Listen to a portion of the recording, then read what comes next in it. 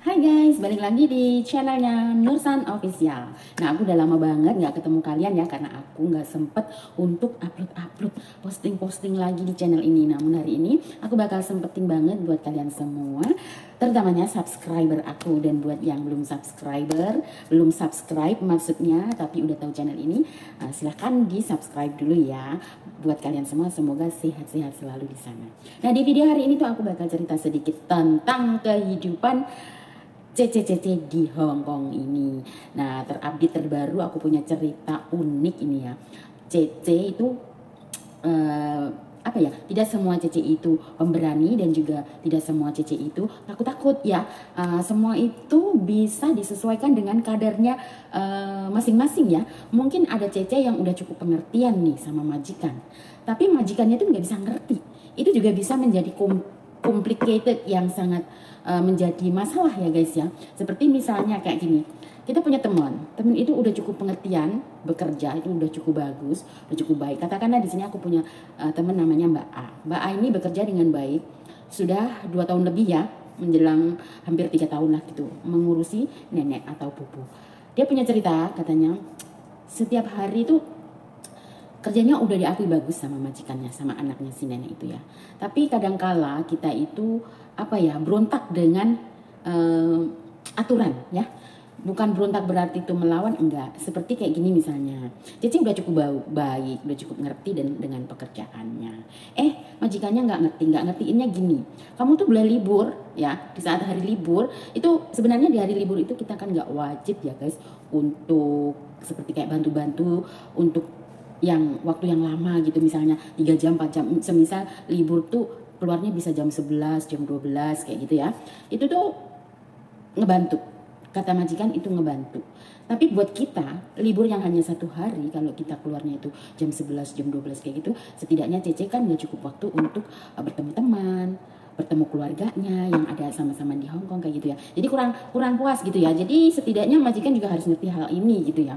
Jangan sampai waktunya libur itu masih disuruh kerja. Bantu boleh 1 jam lah kayak gitu, is okay lah ya.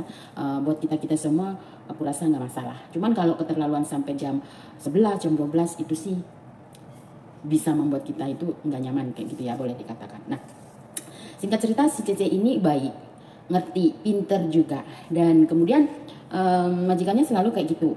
Kalau jaga nenek itu, katanya kalau libur harus neneknya itu udah selesai. Seperti kayak udah buang air kecil, udah buang air besar kan, kalau nenek itu kan sudah lumpuh gitu. Jadi harus dibantu dan nungguin setelah buang air kecil, buang air besar. Nah, kita kan nggak tahu. Orang itu kita kan nggak tahu jamnya mau buang air besar, air kecil itu jam berapa.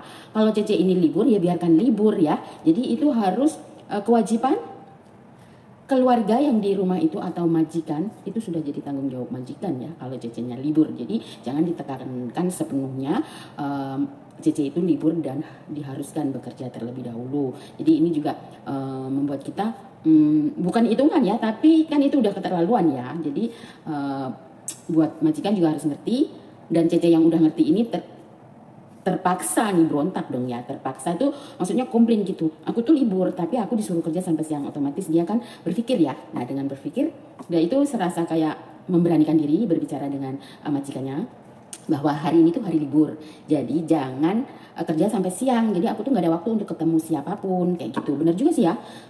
Akhirnya memberanikan diri dan majikan itu serasa kayak marah gitu, tapi yang nggak marah banget. Setelah gitu mungkin dari kedua belah pihak jadi kayak nggak nyaman gitu ya. Jadi ngerasa kayaknya Cece-nya hitungan, padahal nggak hitungan ya. Nah, semua itu bisa diselesaikan secara baik antara Cece dan majikannya. Itu melalui mungkin agent ya. Agent harus bisa memberi jembatan keduanya ini, jalan terbaiknya itu seperti apa. Nah, si Cece itu akhirnya diselesaikanlah masalah itu dengan agennya. Dan akhirnya karena si Cece udah mengungkapkan perasaannya bahwa kalau libur jangan kerja sampai siang, akhirnya tuh si majikan bisa ngertiin dan kemudian dikasih libur secara rutin, dan malah dikasih tuh liburnya tuh 2 kali guys. Jadi bonusnya itu hari Minggu, padahal dia liburnya hari Sabtu ya. Jadinya majikannya punya inisiatif sendiri setelah si Cece ini memberanikan diri untuk menanyakan haknya atau supaya dia itu bisa di saat hari libur itu bisa nyaman dan majikannya juga nggak uring-uringan gitu ya. Akhirnya karena di saat liburnya itu seharusnya itu memang wajibnya dari awalnya si Cece ini libur di hari Sabtu dan jam 4 tuh udah harus pulang. Jadi kan kayak nggak sehari full kayak gitu ya. Tapi Cecenya oke banget loh. Cecenya ini baik banget, ngerti banget, dan aku bisa ngelihat tuh smart orangnya ya. Nah, kemudian majikannya setelah kejadian itu dia dikasih libur hari Sabtu tetap dan dikasih bonus hari Minggu libur 2 kali, dan gajinya juga akan ditambahkan, jadinya akan ditambahkan nggak tahu berapa. Nah, setelah begitu si Cece yang baik ini juga masih punya hati gitu, masa iya sih aku harus libur 2 kali, aku terima, masih ditambahin gaji, aku terima. Kayaknya Cece ini ngerasa dirinya itu kayak jahat gitu. Sebenarnya nggak jahat ya, tapi karena Cece ini mungkin bekerjanya memakai hati, dan akhirnya tawaran di bonus libur hari Minggu itu seharusnya dikasih sama majikan 2 kali free dari setiap liburnya itu setiap minggunya. Jadi 1 bulan itu dia ditambah liburnya itu ditambah free 2 kali hari Minggu. Namun si Cece ini karena orangnya baik, ngerti banget, dan akhirnya cuma diambillah 1 kali aja dalam 1 bulan tuh free-nya, yang 2 kali minggu itu diambilnya cuma 1 kali. Nah, dari sini kita bisa ambil hikmahnya dari CCA ini ya, bahwa kita itu sama majikan tuh harus bisa sama-sama ngerti dan paham gitu biar nggak terjadi konflik ya. Karena konflik yang besar itu berawal dari konflik yang kecil, hal yang tidak nyaman. Jadi kita berhak untuk mengungkapkan kemauan kita, dan majikan juga harus bisa memaklumi bagaimana kemauan si Cecenya ini. Jadi kalau kedua belah pihak itu bisa sama-sama klik, sama-sama saling memahami, memaklumi, dan hal konflik tadi itu bisa menjadi lebih baik kembali.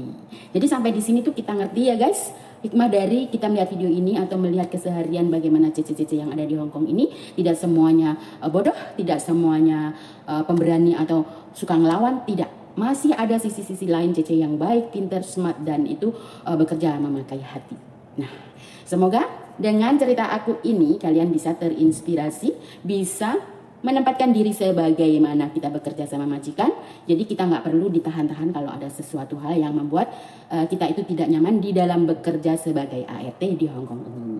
So buat kalian semua, jangan lupa setelah nonton video ini jangan lupa klik tanda like dan subscribe di channel ini, dan sehat selalu semuanya. Sampai di sini video aku hari ini. Jangan lupa tinggalkan like untuk aku, dan juga kalau bisa kalian boleh juga share-share ke teman-teman kalian. Okay guys, thank you for watching. See you on my next video. Bye bye.